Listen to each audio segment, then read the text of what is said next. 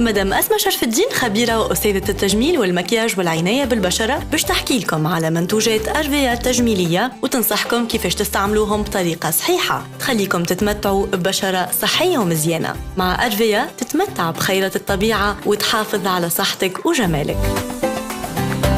عسلامة ومرحبا بكم. اليوم باش نحكيو على مرحلة مهمة جدا في تنظيف البشرة متاعنا واللي برشا الناس يتجاهلوها. قول قايل زعما شنيا هالمرحلة هذيا؟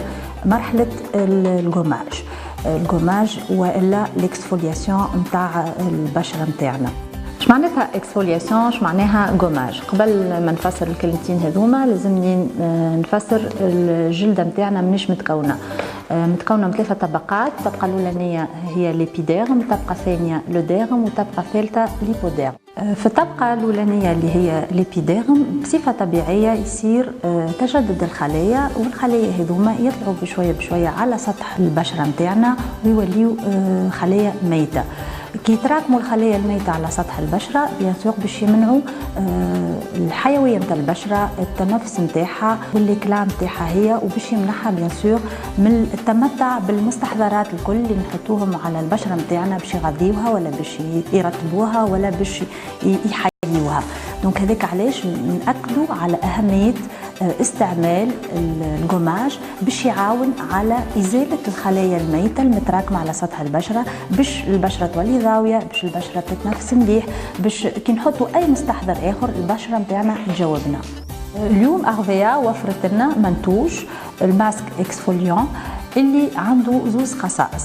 الخاصية الأولانية خاصية الجوماج اللي هي باش تعمل إزالة الخلايا الميتة المتراكمة على سطح البشرة متاعنا، وهذا راجع القلوب المشماش المرحية اللي يوفر لكم التقشير الناعم للبشرة متاعنا. والخاصية الثانية خاصية هامة جدا زادا كيف اللي هي خاصية الماسك اللي باش تتمكن في ترطيب وتغذية البشرة اللي توفرها لكم بيان سور المكونات الغنية اللي موجودة في الفورمول نتاع الماسك نتاعنا اللي هي الالوي فيرا، الويل دارغون، زيت الحبة السوداء ومستخلصات الخيار اللي باش تكون عندهم قيمة كبيرة ياسر في التغذية وفي الترطيب وفي تنظيف القشرة نتاعنا باش تولي عنا نبو إكلاتونت. كيفاش نستعملوا الماسك اكسفوليون أرفيا؟ هالمنتوج اللي ماذا بينا ما نستغنيوش عليه. أول حاجة الاستعمال نتاعو باش تكون مرة المرتين في الجمعة احنا ونوعية البشرة نتاعنا، هذه الحاجة الأولى. الحاجة الثانية باش نحطوه على قناع على الوجه نتاعنا على البشرة، نخليوه يرتاح 5 دقائق، ومن بعد باش نسيسوا البشرة نتاعنا وبحركات دائرية باش نختموا الجوماج نتاعنا أقصى تقدير دقيقة من زمان. بعديكا باش نحيوه بيان سور بالماء ونشيحوا البشرة نتاعنا، ومن بعديكا نحطوا الكريم دو سوان كسوسوا الكريمة نتاع النهار ولا كريمة الليل.